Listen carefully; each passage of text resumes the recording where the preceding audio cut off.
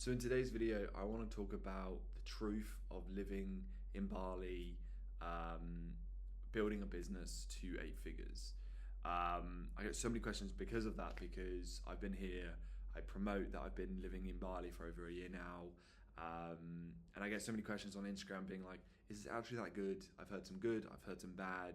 And I sort of want to make this video because I would have probably wanted this before I moved out to Bali or Indonesia or Thailand or these type of places, which is sort of like the hubs of entrepreneurs, who sort of get out the Western world and sort of explore what else is on this planet, sort of thing.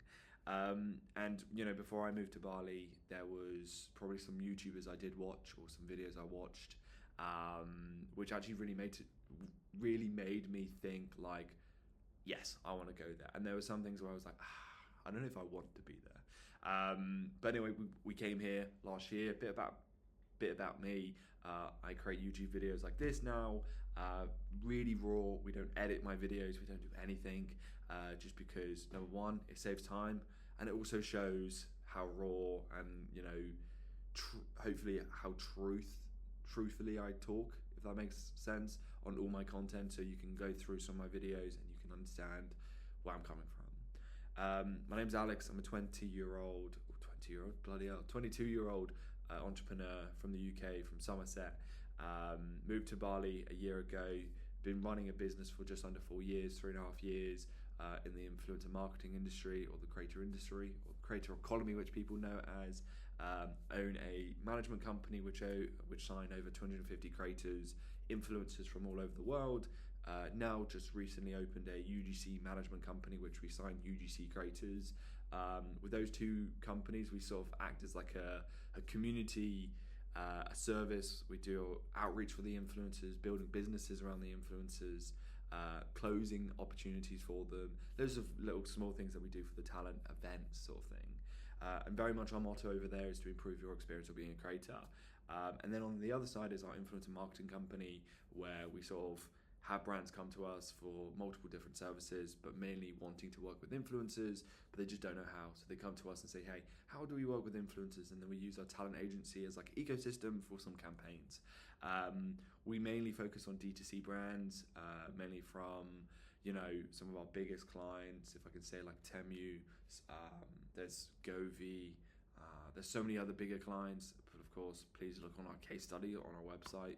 We're called Stride Social, and you'll find some stuff. But no, anyway, let's get back into it. So before I moved, there were so many questions and so many things I wanted to sort of know, or answers I wanted to know before I came out here. And there wasn't really that many that I could really sort of go, yeah, I really want to go. It was just always a bit like 50-50. Let's see how it goes. Let's book a one-way flight, and let's see how it is, right? And it's probably, I can be honest, it's probably one of the best things I've ever done in my life. Moving out here. Of course, there's so many negatives which I'll go through and so many positives. But I want to say, number one, the amount of people you speak to who have the same mindset as you, of hopefully your mindset watching this is build a business, grow as a person, connect with similar people. And that's exactly what it is you'll be able to connect with so many entrepreneurs who are building something from start level to 9-10 figure companies. Of course, the 9-figure people out there, they're more hidden, they're more secretive. You don't really know if they are talking, if they are a business person or what. The reason why is because the 9-figure guys or females, they don't really talk to that many people. So you normally meet the people who are like 7 to 8 figures. Our company's nearly doing 8 figures as a company, which is really cool. So I try and connect with the same sort of similar people, 7 to 8 figure people. So number one, connecting with entrepreneurs is so important, and I think that's the truth for me, is making sure I go to the right places. I go to places like Nirvana, which is like a premium well-being gym, sort of complex. It's got saunas, recoveries, gym, huge mats to do like stretching, all these other things. But Nirvana is the place where I go every day. I meet a lot of interesting people from there. I've made some friends from there that comes out of, coming out of Nirvana, going for dinners, meeting them outside the gym, because of course gym relationships and relationships in a club is way different from actual personal relationships, and actually building a really good brotherhood, as I say, if you're a guy out there. So yeah, places you need to know where you want to go, and that takes time, learning where to go, speaking to a lot of people. If you come here in a hostel, you're probably not going to meet any entrepreneurs because they're travelers. You want to go to places where it's quite expensive to get in. I think Nirvana's like £200 a month, which is pretty expensive here. That's pretty normal. That's a David Lloyd sort of subscription in the UK. It really makes David Lloyd look so bad. But yeah, go to really high ticket places, which is expensive. Restaurants, beach clubs. There's a beach club which is really nice in Uluwatu, which is the bottom part of Bali, which is Savaya. And Savaya is like a premium place. I've met a lot of cool people from there. Haven't turned those into like friends or anything, but it's definitely a place where you can connect and learn from other people.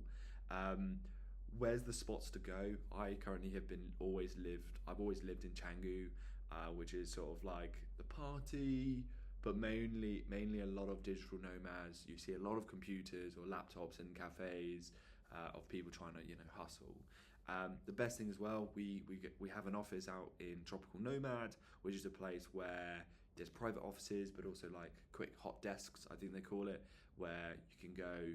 There's a cafe there. You connect with other entrepreneurs who are building something, but also people who've been living there for a long period of time. And I think that's what comes on to my next point. Is the one bad thing as well is there's a lot of people who come and go, and I also see this as a lot of, I've made a friend with someone and they're like, yeah, I'm only here for 2 months, and I'm like, oh, damn, I'm going to be here for like forever to an extent, right? So you want to build relationships with people that are staying here for a long term, or they live in Dubai or somewhere where Bali is their place. They come most of the time, because you don't want to make loads of friends with people that just go and you're like, great, I've got a lot of internet friends sort of thing. So that's what I found, is a lot of people do come and go. It's really rare to find someone who is sort of living here.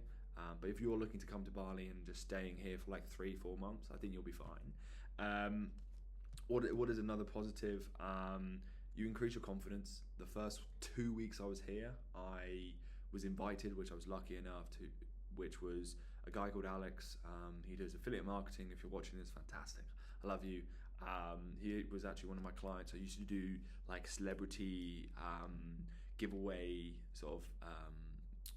I didn't host them, but I would resell them for other people. And he was one of my customers.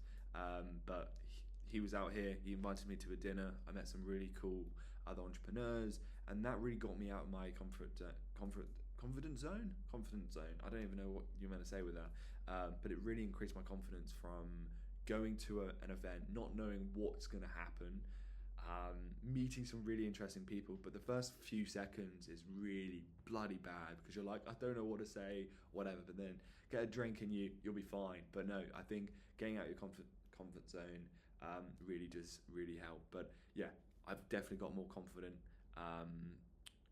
than if I was staying in the UK.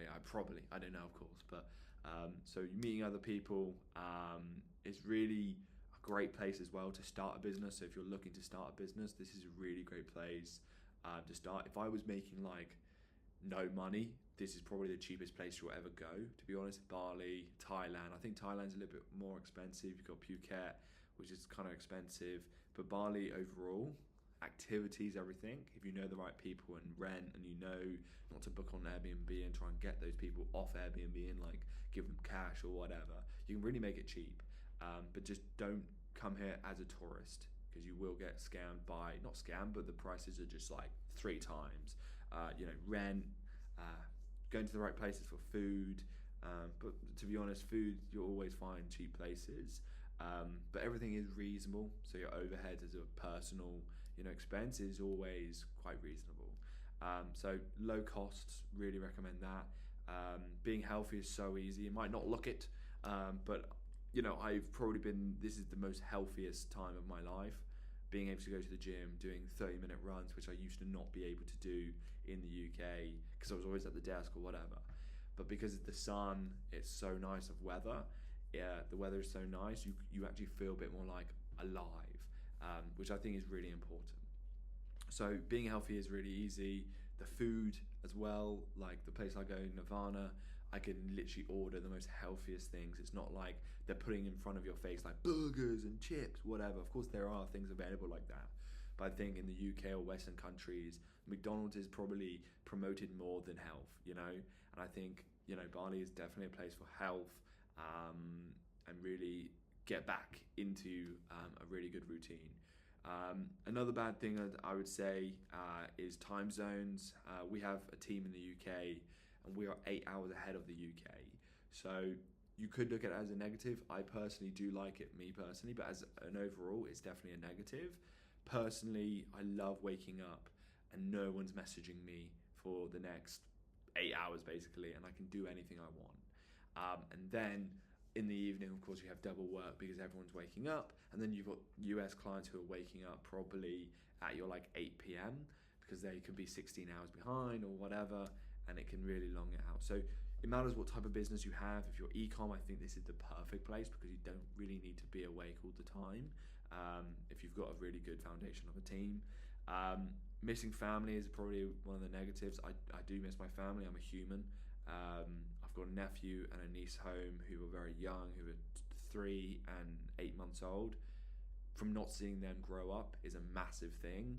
And me personally, I am more of a family person of, I do want to see them grow up, and that's why I do travel to the UK sometimes to see them. But it's one of those things you don't really think about when you're here for like 3 months. A lot of things do go on in 3 months, like your grandparents, like if you're similar to me, I'm 22, my grandparents are probably like 85, nearly 90. I sometimes think of, when's the last time, like, is this going to be the last time I see them? And how many times? I'm only probably going to see them the next, 10 times, hopefully. And touch wood, I'm not hoping anything, but you know what I mean? You've got to think like that, and you should never push yourself, or push your, what's the word? Drag yourself back to be with your family, because they're going to die one day. You're here. You're going to be here for the next 60 years, hopefully. And sadly, they do have to, pass for you to grow. So don't think of them before you. Think of yourself first, in my opinion, and be selfish as much as you can in a nice way. But yeah, those are the things I'd say is bad. But yeah, rent can be really expensive if you go towards tourism. But as an entrepreneur, I think you can really make it work if you know the right places. And that's why I've sort of wanted to say, like, I've opened my doors, my DMs. If you ever want to find anything, I don't know, I might set up like a service where you can just message me and I can give you all my contacts for free of, who's the best person for taxis, hotels, villas, anything, places, whatever. Please send me a message and I'll send you whatever you need, because that's what I believe is really important. It's really helping people, grow from, Bali. We have ideas as well as a company to do retreats out here for creators, which I think is pretty fun. We're currently in talks with a lot of cool companies for that. But overall, if you're an entrepreneur, come here for like a one-way flight and then don't book straight away home. See what the vibe is. It will take 2 weeks to learn. You'll drive a motorbike or a moped everywhere, NMAX or whatever we call it, or XMAX, and you'll love it. I promise you. It's so much easier. Like right now it's 11 p.m. in the UK. I'll probably be asleep because I'm tired, and the cold and everything. But yeah, the weather, if you're interested in weather, this is the place to be. But no, I wanted to make this quick video, sort of explaining sort of the benefits, the negatives from a really true angle of an entrepreneur and a person who's building a company out here, but not in Indonesia, because you can't build a business here without setting up one here. We make all our money outside of this country, so we're able to. Any questions on visas, please send me a message. We have a really good visa agency that helps us out. But yeah, sorry for a long video. Just wanted to get this off my chest, because I've been getting some questions about if Bali is a great place, and it definitely is, for beginners, but also middle. But it's definitely not a place to be here forever, in my opinion, until there's a bit more health and safety, and there's hospitals, all these type of things that you need.